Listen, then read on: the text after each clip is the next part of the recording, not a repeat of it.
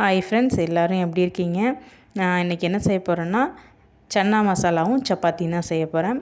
சன்னா மசாலா செய்கிறதுக்கு வந்து ஒரு எண்ணெய் சட்டியில் வந்து எண்ணெய் விட்டு பெரிய சீரகம் 1/4 டீஸ்பூன் போட்டு பொரிஞ்சு வந்ததுக்கப்புறம் 2 மீடியம் சைஸ் வெங்காயத்தை எடுத்து நான் பொடிசாக நறுக்கி அதையும் சேர்த்துக்கிறேன். அது நல்லா வதங்கிறதுக்காக 1/2 டீஸ்பூன் சால்ட்டும் 1/2 டீஸ்பூன் மஞ்சத்தூளும் போட்டுக்கிறேன். அது நல்லா வதங்கி கண்ணாடி பதத்துக்கு வர ஸ்டேஜில் வந்து தக்காளியை ஆட் பண்ணிக்கிறேன்.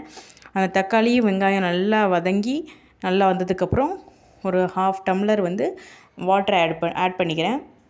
அது நல்லா கொதித்து நல்லா வந்ததுக்கப்புறம் ஒரு 3/4 டீஸ்பூனுக்கு மிளகாய்த்தூள் ஆட் பண்ணிக்கிறேன். மிளகாய்த்தூளும் 1/2 டீஸ்பூனுக்கு கரம் மசாலாவும் ஆட் பண்ணிக்கிறேன். இது அதோட ராஸ்மெல் போகிற வரையும் நல்லா வதங்கி வந்ததுக்கப்புறம் நான் இதோட வேக வச்சுருக்க அந்த ஒயிட் சன்னா இருக்குல்ல, அதை வந்து கொஞ்சம் இடித்து வச்சுருக்கிறேன்.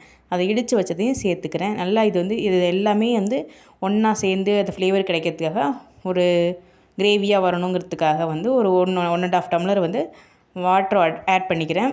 இதெல்லாம் நல்லா கொதித்து வந்ததுக்கப்புறம் அது வந்து கொதிச்சிடுச்சுன்னா அந்த எண்ணெய் பிரிஞ்சு வரும் பாருங்கள், அந்த ஸ்டேஜில் வந்து நான் ஆஃப் பண்ணிக்கிறேன். இதை ட்ரை பண்ணி பாருங்கள், நல்லாயிருக்கும். அதே மாதிரி சப்பாத்தியுமே நல்லா நம்ம லூஸாக பிணைஞ்சோன்னா நமக்கு சப்பாத்தி வந்து நல்லா உப்பலாக வரும், நல்லாவும் டேஸ்ட்டாகவும் இருக்கும், சாஃப்டாகவும் இருக்கும். ட்ரை பண்ணி பாருங்கள். இந்த வீடியோ உங்களுக்கு பிடிச்சிருந்துச்சின்னா லைக் போடுங்க, சப்ஸ்கிரைப் பண்ணுங்கள். தேங்க்யூ.